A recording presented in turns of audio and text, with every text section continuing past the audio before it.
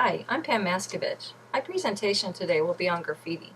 Graffiti has been around almost as long as man has. The word graffiti comes from the Greeks and means to write. Much of the graffiti was a way for people to express themselves. Since they were typically doing it on other people's property, it is considered vandalism. Most people consider graffiti a criminal act, and you can't blame them because property is harmed. In fact, graffiti is many times a form of revolt. Reich and others in 1977 stated that graffiti was a way for people to express values that are different than the dominant culture at the time. In 1980s, people started to have a different view of art, and it started to make its way into the mainstream of recognized art. The history of graffiti goes back to ancient times. A funny item that was found, I found a poem left on a wall in ancient Italy. It goes like this: "Whoever loves, go to hell.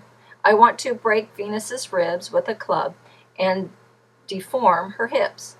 If she can break my tender heart, why can't I hit her over the head?" The writer of this graffiti is lost in history, but it is interesting to see that broken hearts have been around for a long time. During my research, I found that graffiti is found throughout the entire ancient world. A common theme that runs through this early graffiti is the love for someone, politics, and poetry. The early graffiti many times were rough drawings, such as this item from Italy that shows a picture of a woman's head. The second item is from the same city in Italy and is another drawing of a person. This seems to be a common theme. This next item comes from the city of Aphrodite and shows gladiators fighting with two types of weapons. The 20th century had one thing in common with the ancient times, and that is graffiti is worldwide.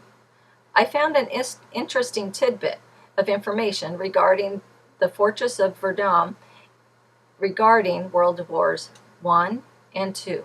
During World War I, a man named Austin White wrote, "Austin White, Chicago, Illinois, 1918. Oddly, in World War II, Austin White wrote Chicago, Illinois, 1945. This is the last time I want to write my name here." This is sad to me and shows the impact of wars early in that century. As the century moved on, a common location for graffiti on walls. One of the first wall artists was named Cornbread. He got his start trying to impress a woman. There seems to be a theme of love involved in some graffiti. This first graffiti of the 20th century is the etching of names into the side of trains.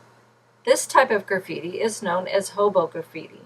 It was common for hobos to travel by train, and it makes sense to me that people would want to leave their mark.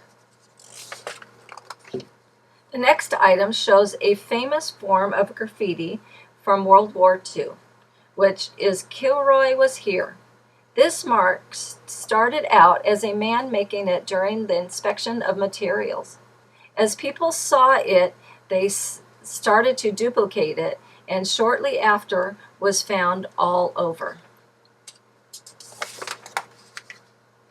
This third example of 20th century graffiti is the 1970s and shows graffiti on the New York subways.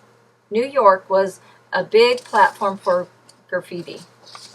As I said earlier, graffiti has always been worldwide. Here is a piece by Brazilian artist Jambaro. It for the 2014 World Cup. Next is a piece by the artist They from Malaysia that I like because of the sharp colors and the eyes. The other item here is graffiti from South Africa. That was a banner for South Africa's graffiti site. The last area of graffiti I will cover in this is local graffiti around San Diego. These first pieces show different types of graffiti, the first being a tag identifying an artist, although they are unknown.